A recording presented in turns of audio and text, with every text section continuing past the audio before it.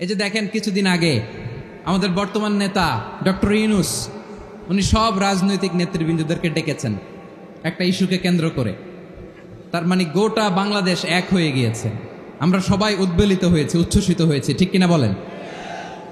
রাজনৈতিক নেতাদেরকে ডেকেছেন উনি, আমরা এক হয়েছি।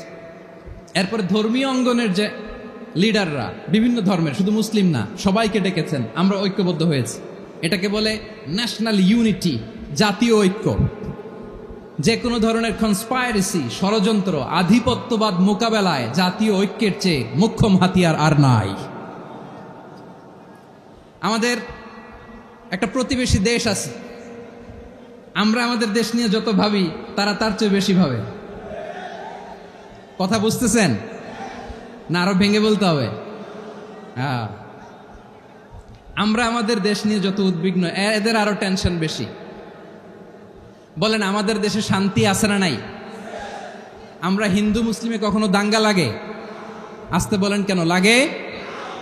ওদের পূজা পর্বণে আমাদের মাদ্রাসার ছেলেরা যে পাহারা দেয়, চিল্লায় বলেন ঠিক কিনা?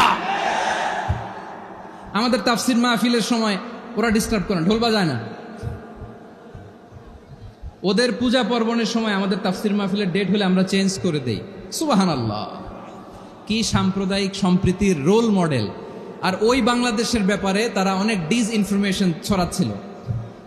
ভারতের অনেকগুলো গণমাধ্যম, আমি জেনারেলাইজ করব না, আমাদের প্রতিবেশী দেশের সব গণমাধ্যমকে আমি দোষ দিতে চাই না, অনেকগুলো গণমাধ্যম তারা ডিসইনফরমেশন শেয়ার করেছে।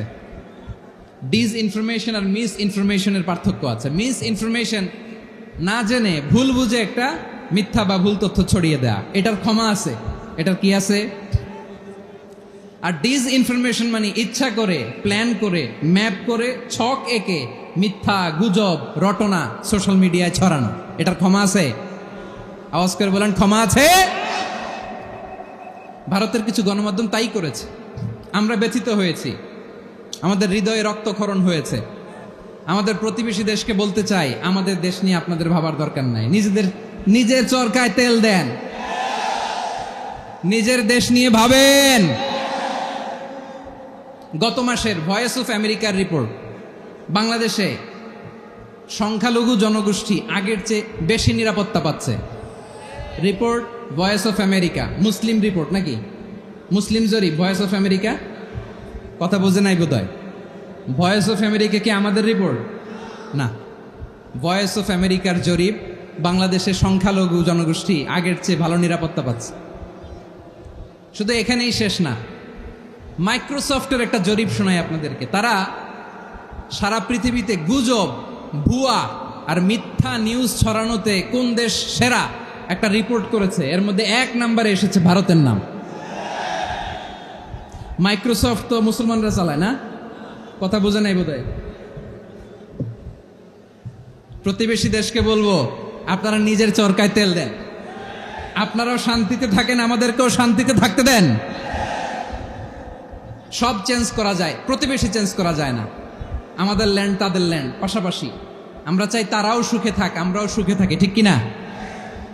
কিন্তু প্রতিবেশী হলে বন্ধুত্বপূর্ণ আচরণ করতে হয়। প্রতিবেশী যদি বন্ধু না হয়ে প্রভু হতে চায়, এরকম দানব প্রতিবেশী কেউ চায় না।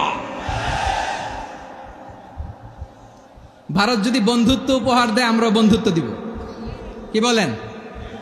তারা যদি বন্ধুসুলভ আচরণ করে, আমরাও বন্ধুত্ব উপহার দেব। কারণ আমাদের পররাষ্ট্র নীতি হচ্ছে সবার সাথে বন্ধুত্ব, কারোর সাথে বৈরিতা নয়। আলহামদুলিল্লাহ বলেন, কত চমৎকার পলিসি আমাদের। আমরা নির্বিবাদী, আমরা বাংলাদেশিরা শান্তিকামী, we are proud of that. এজন্য আমরা গর্ববোধ করি। আমাদের পররাষ্ট্র নীতি সবার সাথে বন্ধুত্ব, কারোর সাথে শত্রুতা নয়।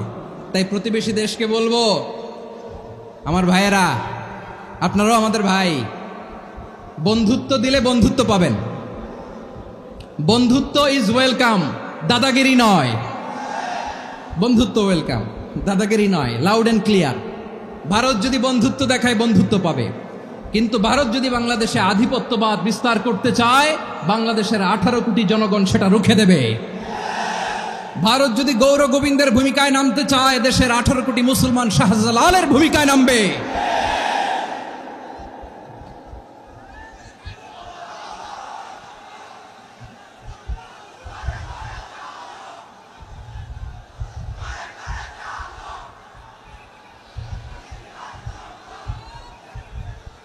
প্রিয় ভাইয়েরা, আমরা বন্ধুত্বে বিশ্বাসী, শত্রুতায় নই, ঠিক কিনা বলেন?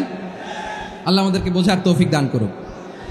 তাহলে এই যে তারা বলেছে এদেশে সংখ্যালঘুরা কষ্টে আছে, দুঃখে আছে, এটা কি ঠিক? বলেন, এটা কি ঠিক?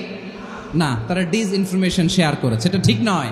আমার প্রতিবেশী বন্ধু রাষ্ট্রকে বলবো, আপনারা এটা করবেন না, এটা করবেন না। আমরা শান্তিতে আছি, আপনারাও শান্তিতে থাকেন, আমাদেরকেও শান্তিতে থাকতে দেন।